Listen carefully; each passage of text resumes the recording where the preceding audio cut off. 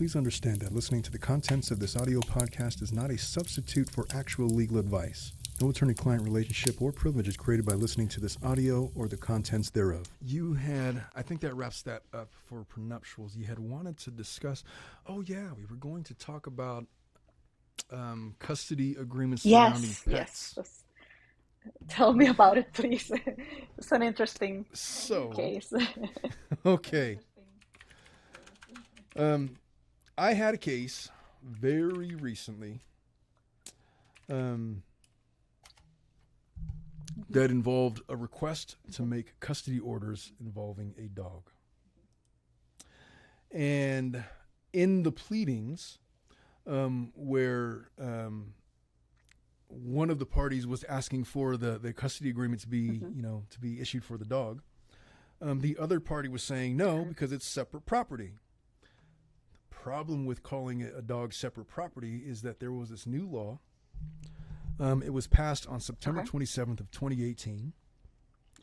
And it said, quote, the signing of AB, that's Assembly Bill 2274, makes clear that courts must view pet ownership differently than the ownership of a car, for example. By providing clearer direction, courts will award custody on what is best for the animal.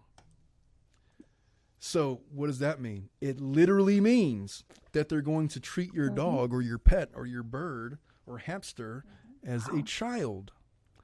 And what the judge in this case literally did was ordered them to mediation for the dog. It was a first. It was a first for me.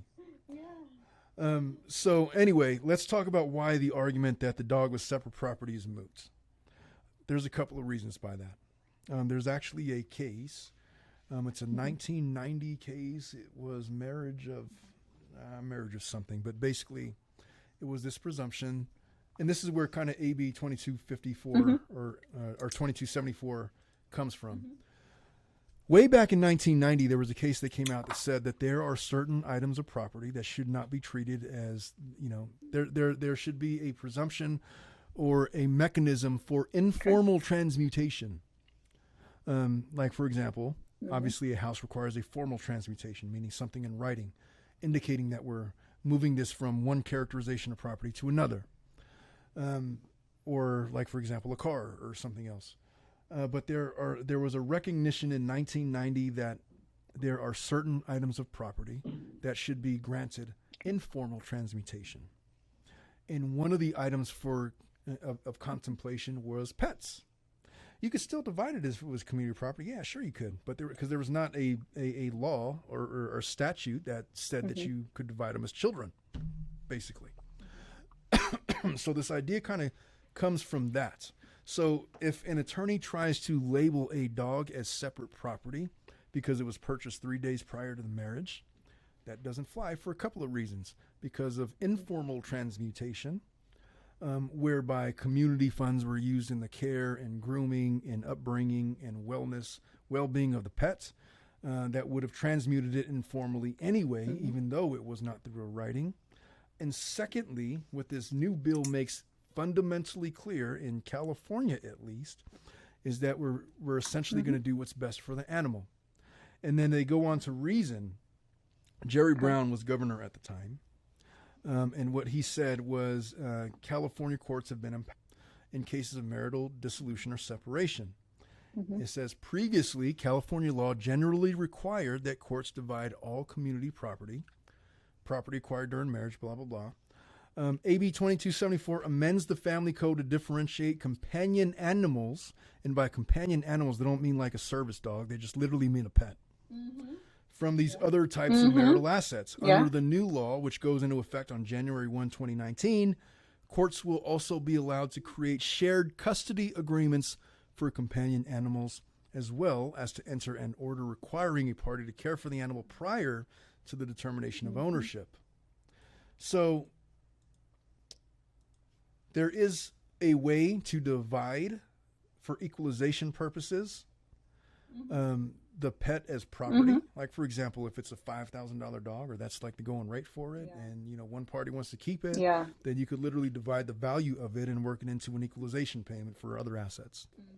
Meaning one person gets half the house minus or plus 5,000 or whatever you guys decide to do.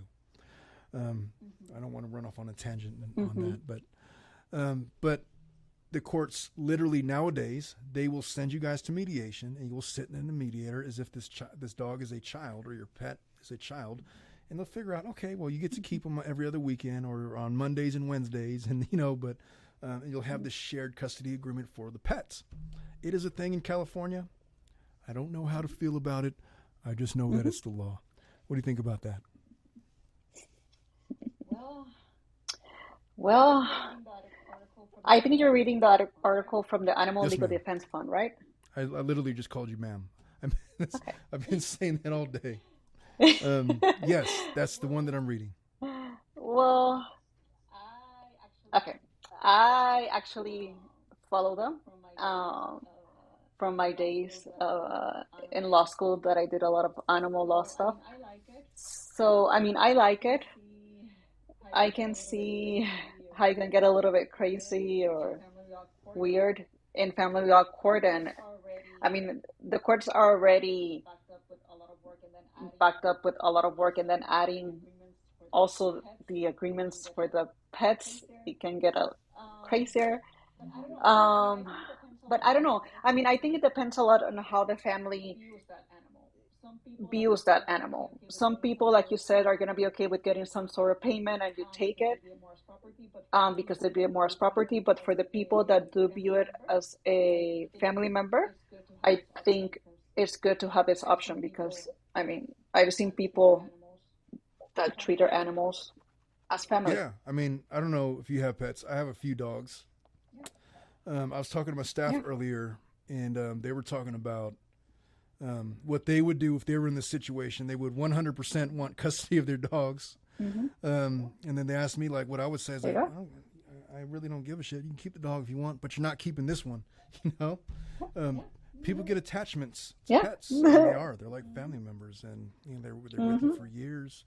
And, you raise them, you teach them tricks. You spend a lot of quality time with them, and they provide a lot of different uses to people. And so it makes sense that California would carve a niche of law that would recognize that. But yeah, this was the first case that I've ever had to deal with. I take that back. It's not the first case. Every case that I've had involving animals has always just been reserved upon, because myself and the other attorney, it would always get to the real truth of it, which is they really don't care about the pets. They just wanted to argue about stuff. And so we settled it out of court. But if you have if you guys bought a pet together and you guys bought it, had it for years, 5 years, 7 years, 10 years, or whatever. And now you guys are separating. If you wanted to, you can go to court and get a custody order, a shared custody order of the dog, and the court will carve that out for you. And I think that we should probably end it there. Yes. We are right at an hour, and this is the first time we've actually hit that deadline. Nice. So good for us. We're doing a lot better. This is the end of episode 8, and just once again, if you're watching this on the YouTube channel, thank you very much. If you are not watching this on the YouTube and on the podcast, thank you. And if you're looking for the Tilted Lawyer podcast, you can find us on YouTube. You can find little snippets of stuff on Instagram, sort of, kind of, but really, we have podcasts on every major podcast network. You can look at us, find us there. Just type in the Tilted Lawyer podcast. We're right there. We're 8 episodes in, and we're going to continue to put content out there every Thursday at 3 o'clock. We were a little bit late, and I do apologize for that, for people expecting to see us at 3. Sometimes our careers take us in directions where we don't expect, but we do our best. Yeah. But we will promise to do better in the future. Iliana, do you have any parting words? No. Well, with that, should I play the sex tape intro to end? God, no. I'm not going to put any intro. I'll put an outro onto this after we upload. But that's it. All right, everybody. We will see you next week. Bye-bye.